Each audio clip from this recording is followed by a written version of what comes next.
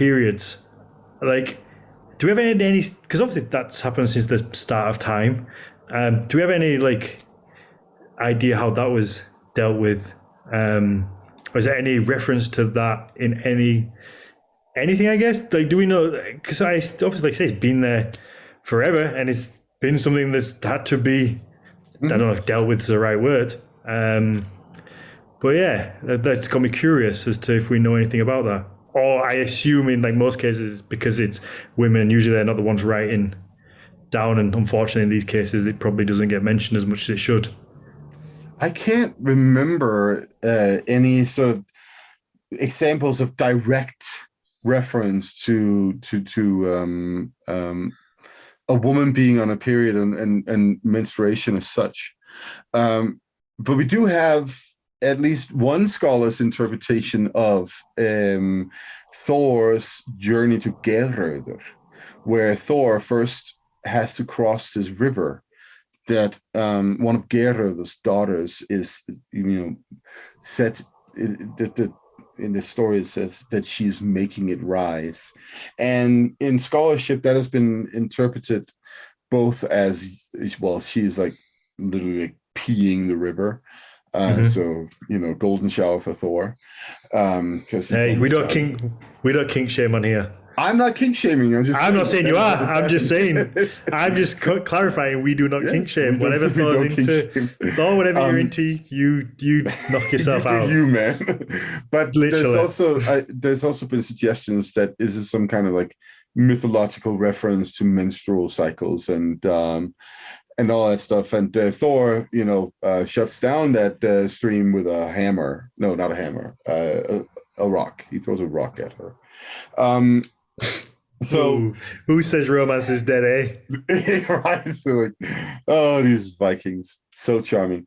No, so there's, that is a possibility that has something to do with menstruation, but sort of like more of detailed descriptions of that, and ideas of like being hygienic and hygiene that goes with it and all that stuff. I can't remember any distinct examples of that.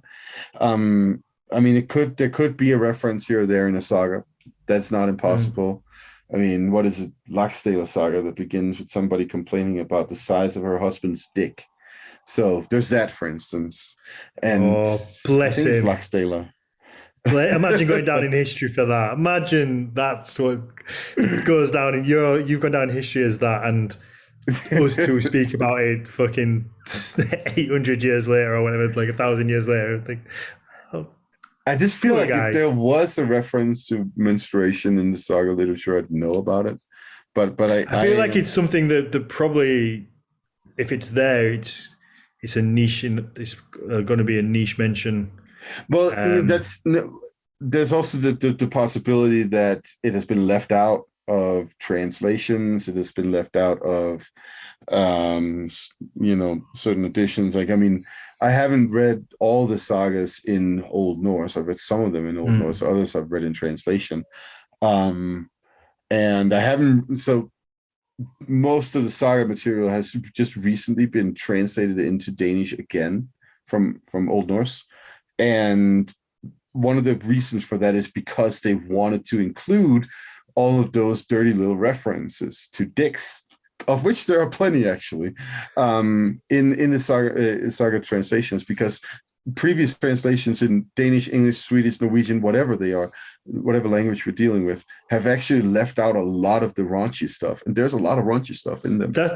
That's what I was just wondering, because I assume for the most part, when these were translated, they were translated by guys, and some men find women's periods to be super icky, and maybe they just didn't want to mention it, maybe, or like would leave it out because it's like, oh, well, it's not really important. But I guess that kind of leads into the same thing as the raunchy stuff. For some reason, they were like, I'm not going to translate this bit, even though which is fucking insane to me, that if it's there, it's there. Who cares who cares what it says? Translate what it says, because that's what it says. And everybody you have a job, I guess, to do, to translate as accurate as possible, not to change it because you're like, this is a little bit uncomfortable for me. Like, that's so bizarre. Yeah, it is. It is. But translators will make a lot of weird choices sometimes. Hmm.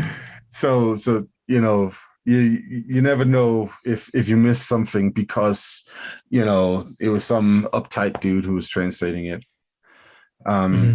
And yeah, there's also of course always the situation that if it's a dude who's writing it down or a dude who's translating it, then he might also have his dude perspective on what is relevant and what is not. And Hmm.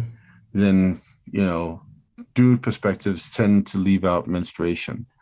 But yeah, That's a thing that we see a lot. So because yeah. we're lucky enough not to have to deal with it.